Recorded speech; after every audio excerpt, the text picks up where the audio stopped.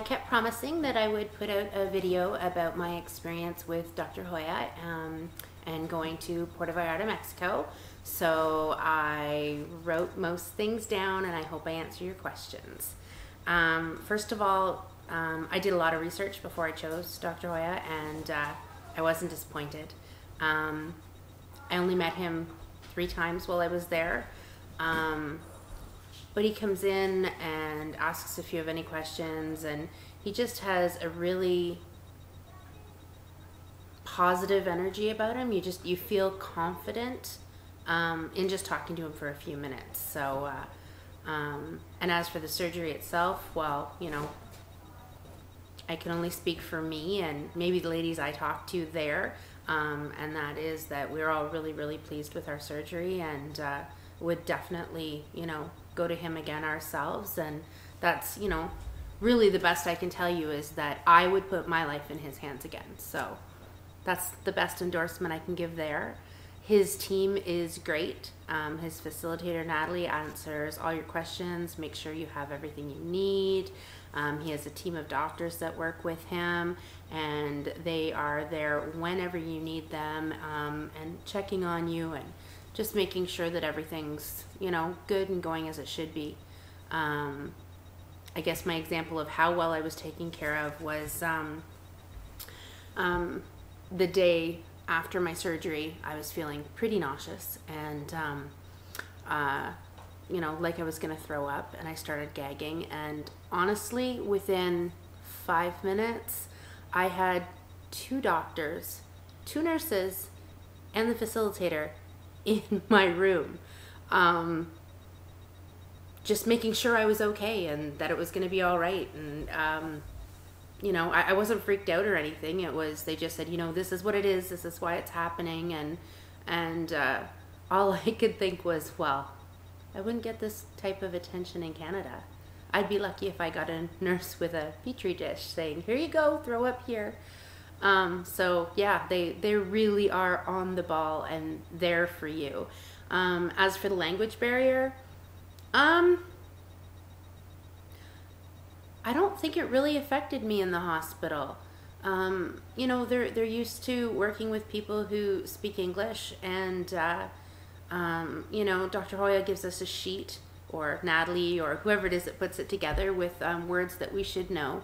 But basically just nausea, pain, you know, pointing at the bathroom, you know, is easily understood.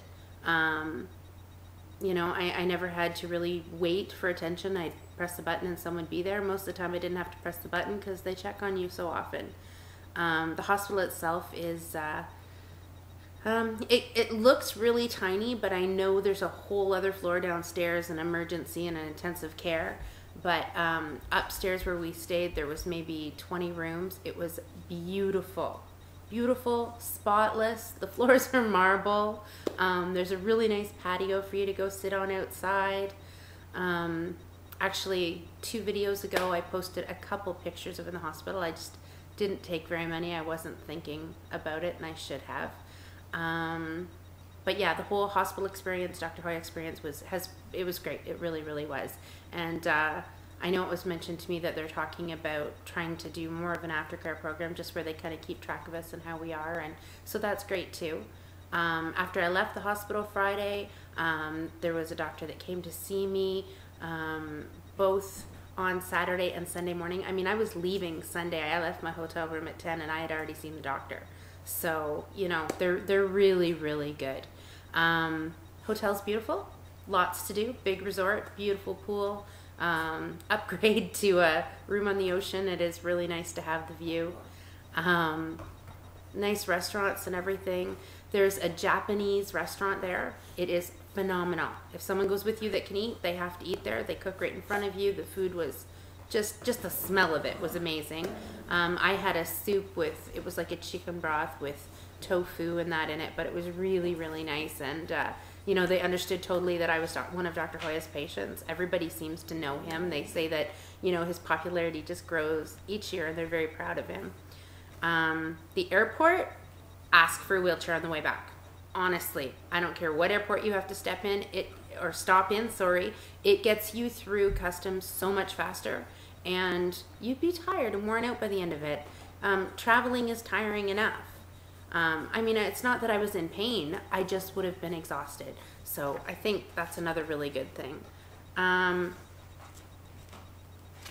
guess really that is mostly what I had written down to tell you, just that everybody's hope is helpful and kind, and the hotel and the hospital are clean, and I'm really happy with my choice. I'm really happy with what I did, and I hope that me giving this information can maybe, you know, help somebody else make a decision. Now I have someone I have to show, just because one of my subscribers has one of these little guys, and so just a minute. Oh, come here. So this is for Mark145. Look, who's that? Who's that? What's this? This is Chaos, my little Boston Terrier. Now he's got a little tiny bit of Chihuahua in him, so he's smaller than most of them. But look at him, isn't he beautiful? He doesn't want to look at the camera. Isn't he just adorable? So Mark, that's for you. Now you have to show me yours, okay? Anyways, everybody have a great night. Hope this is helpful. See you later. Bye.